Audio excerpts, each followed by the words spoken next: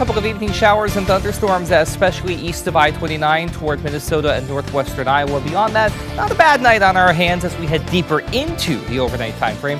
Lows mainly in the low 60s with a very light breeze in place. Then for your day on Thursday, again, dry to the east, out to the southwest. However, we can see a few isolated thunderstorms pop up that can pack an extra punch. Then we keep an eye on the thermometer headed toward the weekend. More on that coming up in your full forecast, but until then, first and foremost, starts right now. Live from KELOLAND Media Group. KELOLAND News, first at 4. Another round of issues with 911 service in South Dakota. What's behind the latest outage and how dispatch centers handled it? Plus, cyclists passing through an Iowa town hit by a tornado. We'll look at preparations the city is making. And later, an incident in the air over New York. Look at the close call between two jetliners. Good afternoon, and thanks for tuning in to First at 4. I'm Don Jorgensen. And I'm Kelly Volk. Developing this afternoon, we're following the latest at Mike Durfee State Prison in southeastern South Dakota. This morning, authorities confirmed several people were hurt, including staff members, following a fight. Now, KELOLAND's Dan Santella is in Springfield. He joins us now with the very latest. Dan? Don, the Department of Corrections spokesperson told us that 6 different inmates were injured in the wake of a fight amongst inmates yesterday. We also heard that some staff, in the statement from the spokesperson, suffered minor injuries, but they were not assaulted. The day has been marked by unconventional interviews. I'm here with this road here. This is on the western side of the prison. As you can see, not far from the actual facility, separated by some barbed wire and brief green space. I'm able to have conversations with inmates about what they think about what's happening inside, their concerns. Do they feel safe? The resounding answer is no. They also dispute that it was merely a fight yesterday. They term it a riot. I'm hearing from them on a number of topics, including about the phones. They say they don't have access to that. We put that all together for a report coming up for you tonight on KELOLAND News at 6, but I'll check in again here live before too long, maybe 4:30 or so, to give you another update from outside the Mike Durfee State Prison in Springfield, South Dakota. Reporting live, Dan Santella, KELOLAND News. All right, thanks a lot, Dan. Also new at 4, a convicted sex offender is back behind bars tonight, accused of exploiting a 15-year-old in Lincoln County. 41-year-old Nicholas Hosvik was convicted of child pornography charges in 2015 and is currently on parole. He now faces several new charges, including solicitation and sexual exploitation of a minor. He made his first court appearance on the new charges today. Prosecutor in western KELOLAND will soon get some help tackling the growing caseload of serious crimes. The Pennington County State's Attorney Lara Retzel announced a new major crimes unit this week. The new unit will focus on addressing the county's most serious criminal cases, including homicides, child abuse, and sexual assaults. So the major crimes unit is a cadre of attorneys, secretaries, a paralegal, and an investigator that will focus on major violent crime in our county.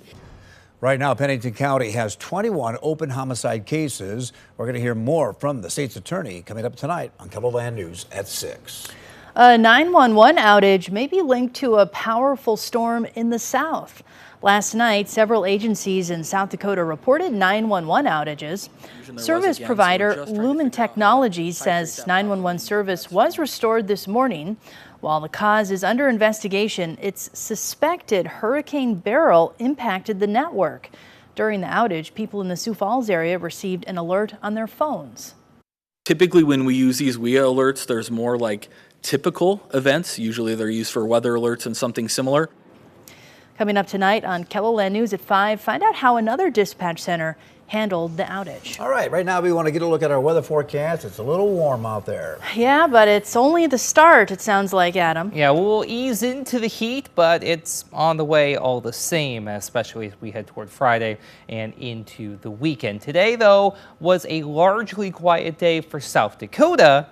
but I have to omit Minnesota and Iowa. We'll show why in just a moment. For now, here's downtown Sioux Falls. That's a view to the north, 82 at the airport with a north wind at 15 miles per hour. So at least it's a cooler, more comfortable breeze that's been in place. Also notice the smoke that's still in the upper part of the atmosphere, both in Sioux Falls and on our camera in Winter.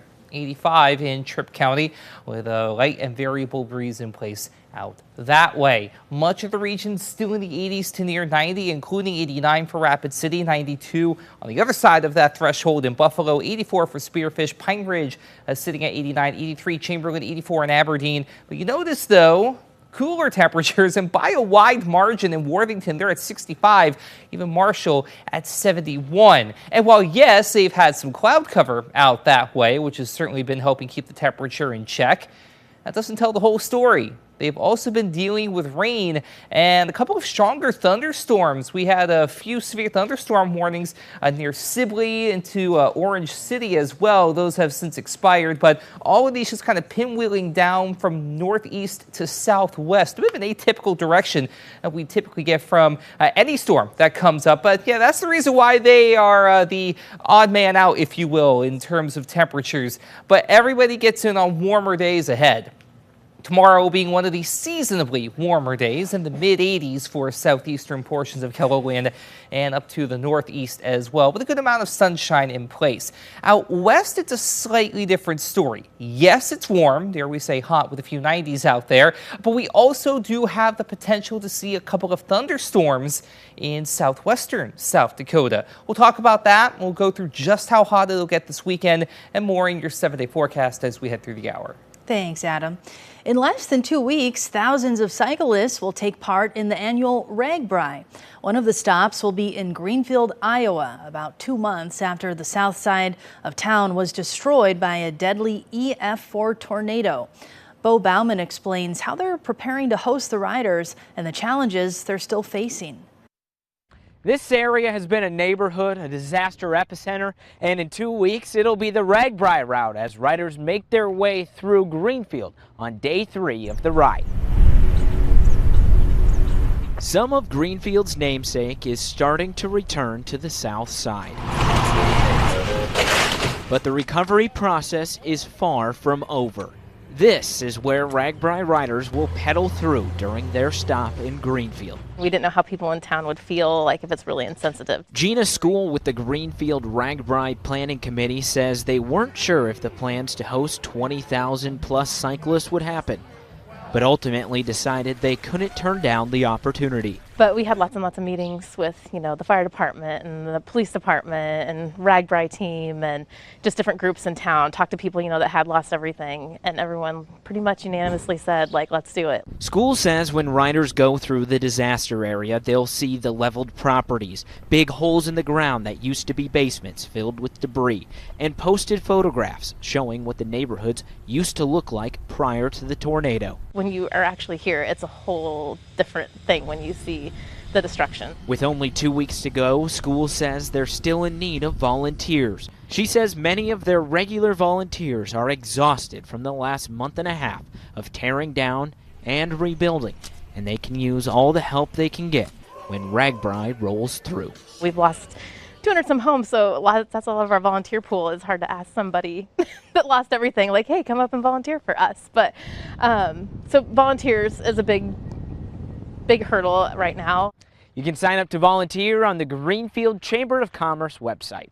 In Greenfield, Bo Bowman, KCCI 8 News, Iowa's news leader.